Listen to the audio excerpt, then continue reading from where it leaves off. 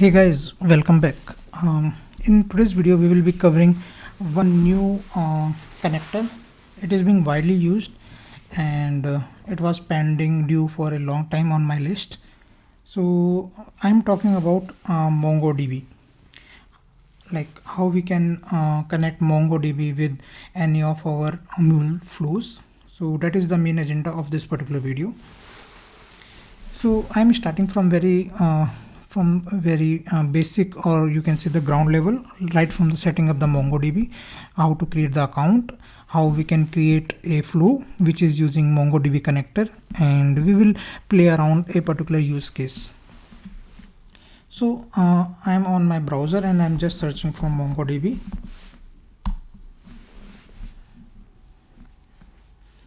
So I am on the home page of MongoDB and it is giving me the option of sign in on try free. Since you are a new user, just click on try free. After that, as you can see, it gives two different options, cloud and on premises. So the easy one, or to have less burden on your side, I would highly recommend to go with cloud setup. So if you just click on this and try to fill up all these details, and start on get started free, you should be good to start with cloud. And for on premises, it gives I would suggest to go with MongoDB community server. Okay, and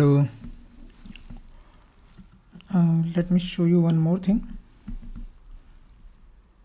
So once you download it, it will come up with certain like a particular zip which will be having some fields in it. Let me try to show you. So it will come with this particular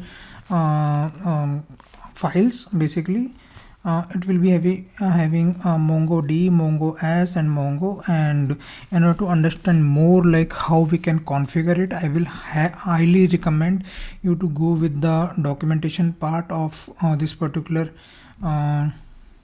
MongoDB. So just click on this docs and go to how to guides and install MongoDB. Since I am using my Mac machine, so I will be referring install MongoDB and the Mac OS tab. In case you are working on Windows or Linux version, you can refer the path accordingly. It talks about right from where you can download the binaries and how you need to configure it. So this was more about like how we can do on-premise setup of MongoDB. It also gives the option of setting up on Kubernetes or the containerized version of MongoDB. But this particular discussion is out of the scope of this particular video, because we are much more focused on like how we can make use of MongoDB and its integration with MuleSoft. So let's try to focus back. And since I have already created one of my account on this MongoDB site, so I'm going to log in with the same.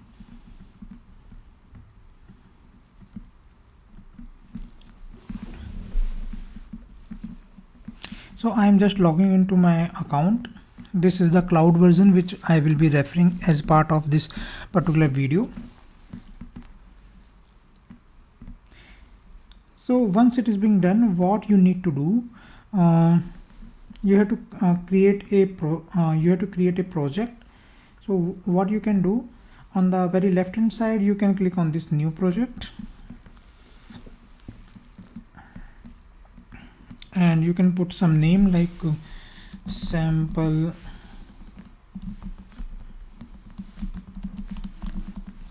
project.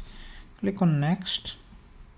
You will be the prompting for if in case you want to invite any of the other team members, you can put their email address over here, or you can add those users as the part of this particular MongoDB instance as well. Click on create project and it will be coming down over here. So not here, give me a moment. Under the project tab, you can see multiple projects as per that.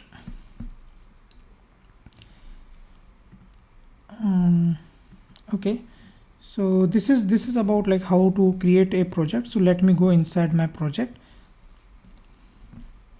This particular thing is the organization name.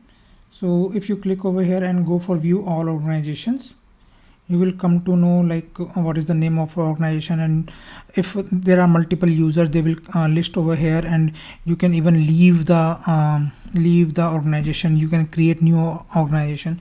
So there are multiple things which are available.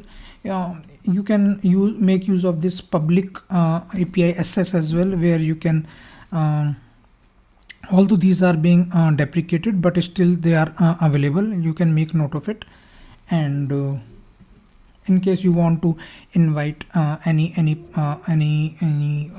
other users invitations, and two-factor authentication is also there, but it is being deprecated. So multi-factor authentication is also there, so you can go ahead with that, and you can have a look on this particular thing, because it supports multiple things like Okta mobile app. You can have Google Authenticator. You want to set up using your mobile with SMS, or you can have the email setup as well. So again, we are going beyond the focus point of this particular video. So let me go back to the home page of MongoDB. Once the project is being set, just click on this create a new cluster. So the good thing over here is, since I am using the cloud DB version of Mongo, so it gives me different options. Like you can select from AWS, Google Cloud, Azure, and by default it gives with, I think, with the AWS version only. So you have to select it accordingly. But the best thing is, if let's suppose I'm based out of India, so I will pick any location or recommended region near to my geographical area, geographical location. So I can pick up Mumbai. Okay, and here it talks about the different versions, or you can say the different cluster tiers which are being available. So we will be using AM0 Sandbox because it is free for forever, and that's a good thing. And rest of the thing, you can check out the different rate cards, and this is pretty much of it. And you can even change the name of the cluster if you want. Just make sure you are following all the nomenclature rules which are being already enforced, and click on create cluster. That's pretty much of it. So now I'm going back to my cluster, and once it is being done, you should be able to see this particular prompt. Just click on this connect, and once you click on this connect, and if you there are three different options. So basically I will go with the second, because I need to connect my application, right? So just make a you can see Java, C, different versions of driver are available. So select Java, because our MuleFlow is based on Java, and I will select driver as Java and the version as the latest. And you can copy paste this particular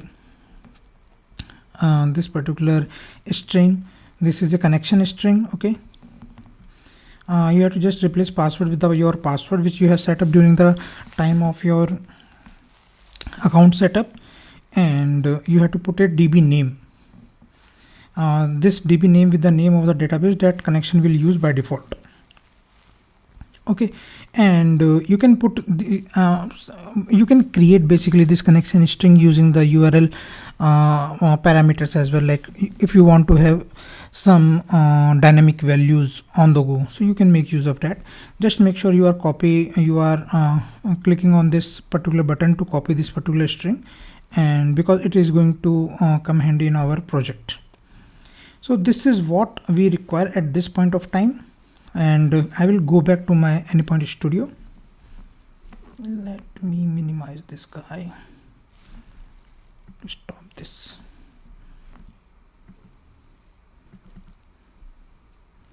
Let me close rest of the projects.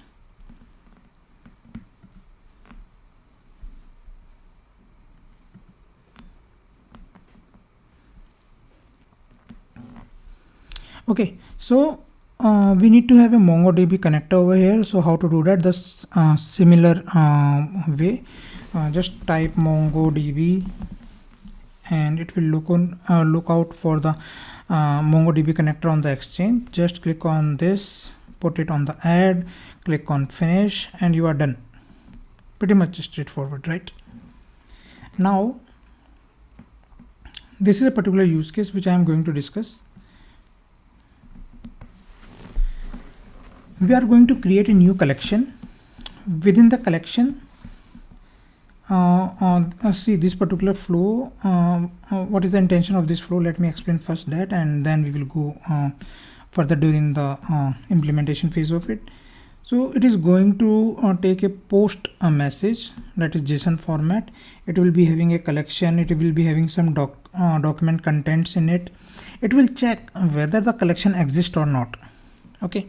So if it exists, then it will go on the insert document, and if it doesn't exist, then it will create the collection, and then it is going to insert the document.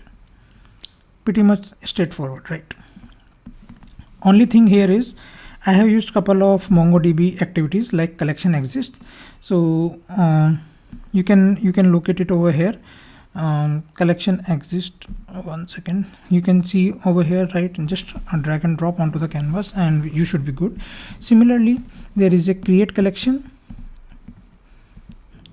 Okay, and there is insert document.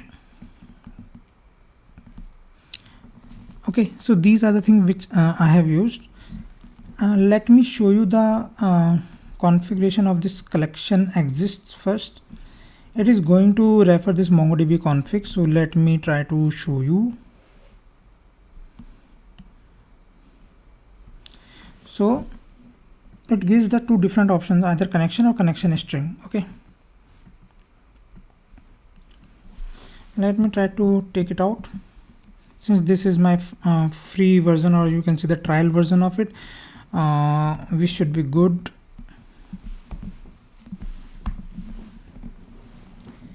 So this is not going to work.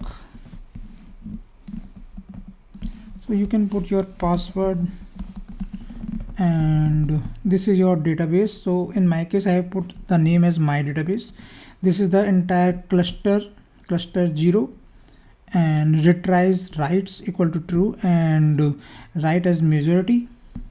So, and this is the MongoDB service instance which we have referred. Okay. Since I have already configured the MongoDB driver, in case it is coming as blank for you, just click on this and you will get for the first time as add the recommended library. So just add that particular library and you should be good. Okay, and let's hit the test connection button as well. Test connection is successful. Let's go back to this particular project and let me show you the rest of the flows as well, which I have just created for demonstrating some of the capabilities. Here is the one which I am going to use to list the collections and transforming the message, converting into a JSON format for easy viewing on the response. In case you want to drop a particular collection, you can just drag and drop the drop collection, and within the once you have configured this particular config, then you should be able to see the collection names in the drop down. And what to mention, if you don't want to put anything static, you can take some values from the user and put the value accordingly from the payload or from the query params or whatever combination you want to do.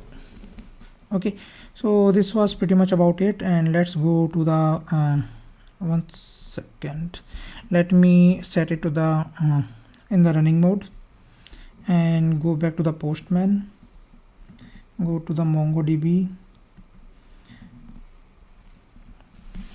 I will first try out the list collections. One more thing I want to showcase here is on the MongoDB page. If you click on this collection button, it will prompt you on the cluster button tab, and here you can see the database. So you can manually create the database, and also from the mule side there is a option of I think drop database is there, and this in create collection will do the work of database creation as well. Okay, our application is now deployed. So this is like one of the collection which I have already created within inside my database. So this is like one of the collection document. It is having a movie detail with duration and all the actors in the array format. So I'm going to first run this list collection, and let's see. Ideally it should give only movies as the response. So let's see. And that's pretty much of it. We are good. Now let's try to run this particular collection as well. So what I'm going to do, I will go on this particular thing, and what should I do? I should have created one payload handy, but no problem. What should I put?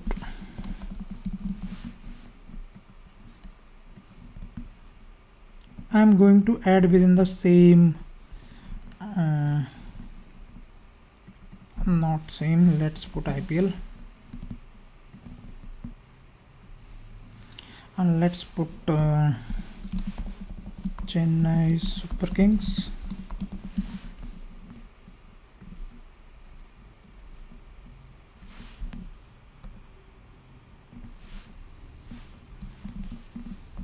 Mahi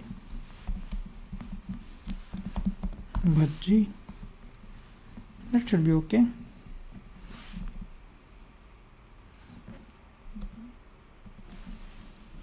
And 16 minutes. So important thing to note over here is collection is mandatory. Name, actor and actors you can change. Duration in minute is also user defined tag, so you can play around it. I'm using a new collection IPL, so let's see how it responds. Click on the send button, and you can see there is OID being created, so it means we should be able to see. Let's go back onto the this particular page and refresh it. So yes, I can see IPL. You can see the array content as well. So we are good over here, and let's go back to the list collection as well and see. We can see the two collections now, right? One more use case here is for the drop. So instead of this, what I'm going to do, let's delete this movies, not the movies. It was a very long payload, large payload which I have created, and I don't want to delete and recreate it for the reference. So let's give it a shot. Okay, and let's run it once again.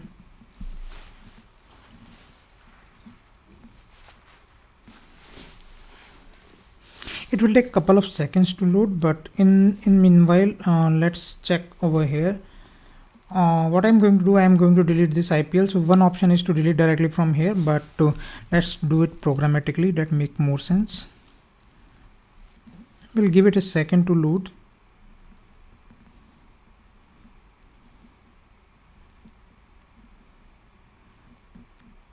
We should be good within minutes. Yeah, we are good, and let's try to hit the drop collection API.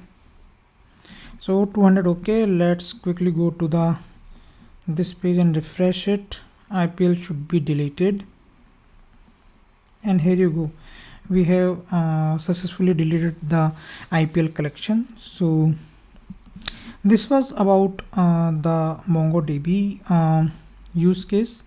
And one more thing, in this particular videos I have tried to use the frequently used features of MongoDB connector, but you can see there are many combination which you can play around.